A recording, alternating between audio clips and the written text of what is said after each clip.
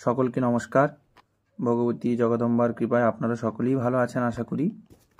আমাকে কয়েকদিন ধরে অনেকেই রিকোয়েস্ট করেছেন কালী নাম মাহাত্ম্য সম্বন্ধে কিছু আলোচনা করতে। দেববাণীতে পূর্বেও এই বিষয়ে আলোচনা করা হয়েছিল, কিন্তু এখন নতুনভাবে আরও কিছু তন্ত্রোক্ত বচন দিয়ে শিব যেগুলো বলেছেন তন্ত্রশাস্ত্রে, এবং ভূয়সী প্রশংসা আছে কালী নাম মাহাত্ম্য সম্বন্ধে তন্ত্রে। শিব শতমুখে বলেছেন, সেগুলো যদি কালিকার উপাসক কোনো ব্যক্তি জানেন তার পক্ষে খুব সুবিধে হবে। আমি কিছু কিছু সংগ্রহ করেছিলাম বহুদিন থেকে। প্রচুর রয়েছে এরকম প্রমাণ যেখানে কালিকার প্রশংসা, কালী নামের প্রশংসা, কালী মন্ত্রের প্রশংসা খুব করে করা হয়েছে। সেখান থেকে কিছু কিছু তন্ত্রোদ্ধৃত বচন থেকে আজকে প্রমাণ দিয়ে একটু আলোচনা করার চেষ্টা করব যে কালী নামের মাহাত্ম্য কতটা। এই বিষয়ে মহাকাল সংগীতার প্রথম প্রমাণটি হচ্ছে, বলছেন শিব, কলৌ কালী মহাবিদ্যা কলৌ কালী তু সিদ্ধিদা, কলৌ কালী সুসিদ্ধাতু কলৌ কালী বরপ্রদা, কলৌ কালী সাধকস্য দর্শনার্থং সমুদ্যতা, কলৌ কালী কেবলাস্যান্নাত্র কার্যা বিচারণা, নান্যবিদ্যা নান্যবিদ্যা নান্যবিদ্যা কলৌ যুগে। অর্থাৎ কি বললেন না, কলিকালে এই যে মহাবিদ্যা কালিকা, ইনি কিন্তু প্রত্যক্ষ সিদ্ধিদান করতে সমর্থা। আবার বলছেন কলিকালে একমাত্র এই কালী উপাসনাই খুব সোজা, এবং কালী প্রত্যক্ষ বর প্রদান করতে পারেন তার সাধককে। আবার শিব বলছেন যে কলিকালে যদি কেউ ব্যক্তি কালিকার উপাসনা করে, কালিকার ভজনা করে, তাহলে কি হবে না, দর্শনার্থং সমুদ্যতা, ভগবতী তার সন্তানকে দর্শন দান করতে সর্বদা উৎসুক থাকেন। সেই জন্য বলছেন যে কলিকালে কেউ যদি কালী ভক্ত হয়, সে সমস্ত বিচার ত্যাগ করে, অর্থাৎ কোন দেবতার আশ্রয় গ্রহণ করব, কোন দেবতার করব না, কোন দেবতার মন্ত্র গ্রহণ করব, কোন দেবতার করব না, কালী মন্ত্রের মন্ত্র গ্রহণ করা কি ঠিক হবে, বলছেন এইসব কোনো কথা বিচার না করে কেবলমাত্র কালীর ভজনা করতে। খুব সুন্দর প্রমাণ বলছেন, কলৌ কালী কেবলাস্যাৎ নাত্র কার্য বিচারণা, অর্থাৎ কলিকালে কেবলমাত্র কালী। কলৌ কালীং নান্যবিদ্যা নান্যবিদ্যা নান্যবিদ্যা কলৌ যুগে, অর্থাৎ কি না, কালী ব্যতীত অন্য কোনো বিদ্যা কলিকালে নয়। এখানে কালীর খুব করে প্রশংসা করা হয়েছে। আবার কুব্জিকা তন্ত্রে আরও খুব সুন্দর প্রশংসা করা হয়েছে কালী সাধকের বিষয়ে। কে মে গোত্রে সমুৎপন্না কালীং সাধিত মুদ্যতা, তৎশ্রুত্বা পীতরঃ সর্বে নৃত্যন্তি হৃষ্টমানসা, আদেয়া পরমা বিদ্যা কলৌ পূর্ণ ফলপ্রদা। কি বললেন না, যদি কোনো কুলোদ্ভব, কোনো বংশোদ্ভব সাধক তিনি কালিকার উপাসনা করেন, এই কথা যখন তার পরলোকগত পিতৃপুরুষেরা শ্রবণ করবেন বা জানতে পারবেন, তখন কি হবে না, সর্বে নৃত্যন্তি হৃষ্টমানসা পিতরঃ, অর্থাৎ পিতরা সর্বে নৃত্যন্তি হৃষ্টমানসা, অর্থাৎ তার পিতৃপুরুষগণ এই কথা শোনা মাত্র যে আমাদের বংশে কোনো এক সন্তান জন্মগ্রহণ করেছেন যিনি কালী সাধনা করছেন, তারা এই কথা শ্রবণ মাত্র আনন্দে নৃত্য করতে থাকেন। আদেয়া পরমাবিদ্যা কলৌ পূর্ণ ফলপ্রদা, অর্থাৎ একমাত্র সেই কালিকাই মহাবিদ্যা, এমন মহাবিদ্যা যিনি কলিকালে পূর্ণ ফল প্রদান করতে পারেন। কালিকা মোক্ষদা দেবী কলৌ শীঘ্র ফলপ্রদা, গুরুর মুখান মহাবিদ্যাং গৃহ্ণাৎ পাপনাশিনী। কি বললেন না, এই যে কালিকা, ইনি ভোগ মোক্ষ দুটোই দান করতে পারেন। কেমন ভাবে না, অতি শীঘ্র। গুরুর মুখ থেকে এই মহাবিদ্যা যথাবিধানে গ্রহণ করলে সাধকের সমস্ত পাপ ক্ষয় হয়ে যায়। ধর্মাদিকং যত্তু কুরুতে সাধকোত্তমম, তৎসর্বং মনোগৃহ্ণাতি কালিকা চ ন সংশয়, অর্থাৎ ধর্ম অধর্ম সাধক যা কিছু করুক না কেন, যদি সে কালিকার উপাসনা করে তাহলে তার সমস্তই ভগবতী হরণ করেন।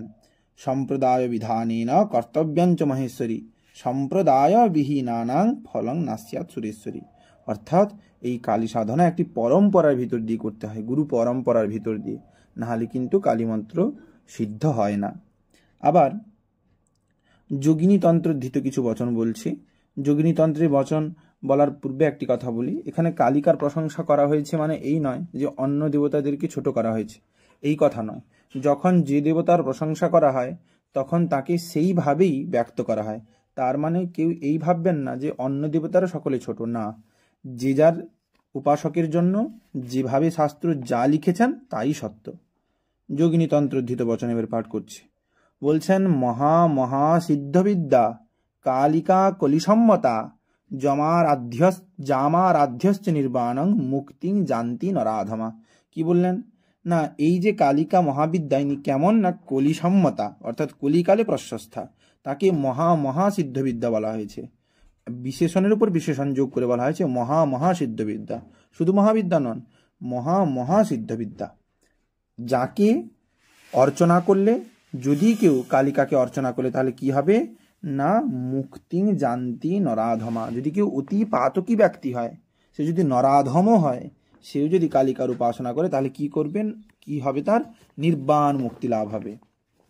আরো বলছেন, অস্যা উপাসকাশ্চৈব ব্রহ্ম বিষ্ণু শিবাদয় কালিকায়া প্রসাদেন সর্বে মুক্তাদিভাগিনঃ।